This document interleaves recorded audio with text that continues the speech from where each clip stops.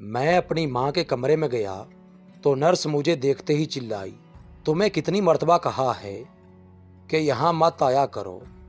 वो तुम्हारा इंतज़ार नहीं करती और ना ही बात करना चाहती है। मैं मायूस होकर कमरे से बाहर निकल आया। वो मेरी माँ थी।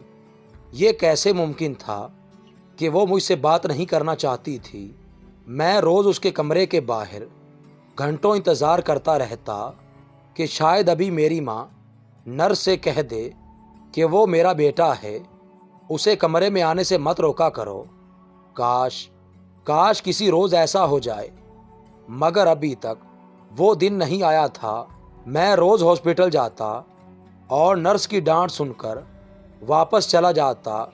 मैंने कभी किसी से इस बात का शिकवा नहीं किया और आखिर किस मुंह से करता, क्योंकि अपनी माँ को इस हालत में पहुंचाने का जिम्मेदार भी मैं खुद ही था।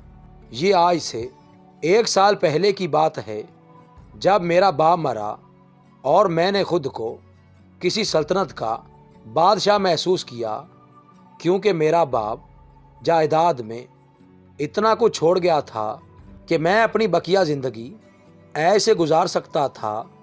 मैं अपने वालिदैन की अकलौती औलाद था। पहले पहल ये बात मुझे एक महरूमी लगती थी, मगर फिर ये मुझे अपनी खुशकिस्मती लगने लगी।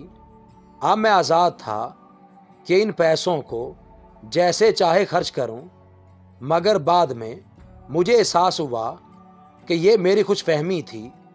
मेरी माँ जो बाप की ज़िंदगी में उनसे लड़ पड़ती थी कि रुपए पैसे के सिलसिले में मेरे बेटे पर कोई रोक टोक ना लगाया करो, अब वही मेरी सबसे बड़ी रुकावट बनकर मेरे सामने आ गई थी। वो चाहती थी कि मैं अपने बाप का बिजनेस संभाल लूं, मगर मैं अपनी ज़िंदगी जीना चाहता था।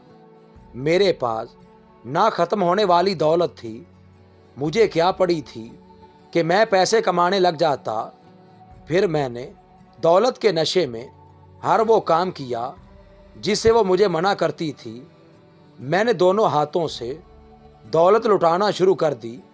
ये सुनकर उसने मुझे समझाने की कोशिश की तो मैंने उसे झिड़क दिया और वो हमेशा के लिए खामोश हो गई। रफ्ता रफ्ता उसकी सेहत खराब होने लगी। आखिरकार वो इतनी बीमार पड़ गई कि उसे हॉस्पिटल में दाखिल करवाना पड़ा।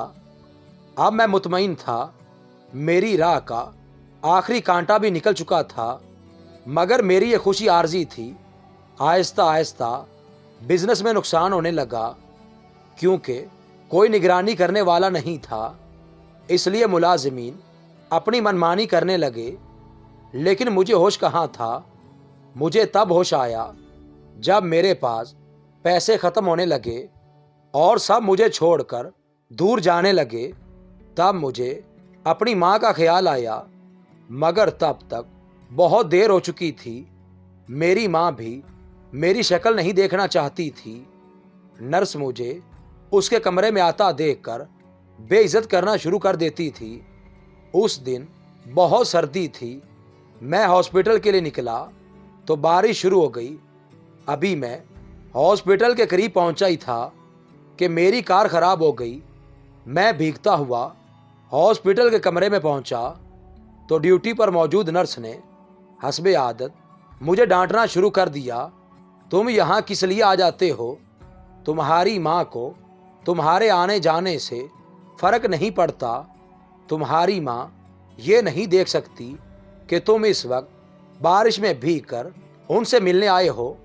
तुम सर्दी से कपकपा रहे हो और शायद तुम भूखे भी हो, मगर अब ये ड्रामा बंद कर दो, क्योंकि ये सब देखकर तुम्हारी माँ का दिल नहीं पिघलने वाला।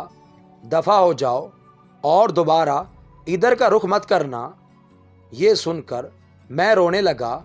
मैंने भी चिल्लाकर कहा, मुझे आज एहसास हुआ कि वाकई मेरी माँ मर चुकी है, वरना अगर वो ज़िंदा होती तो वो मुझे इस हालत में देखकर सीने से लगा लेती।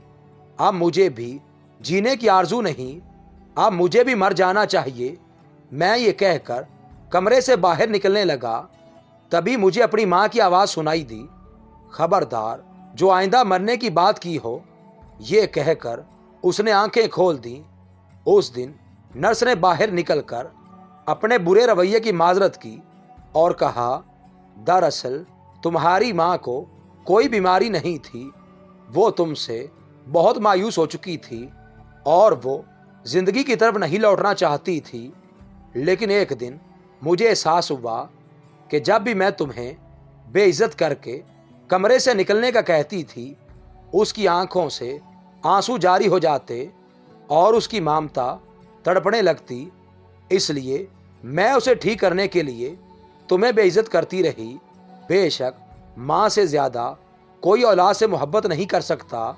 औलाद अपना सब कुछ भी उन पर कुर्बान कर दे, तब भी उसका एक एहसान नहीं उतार सकती।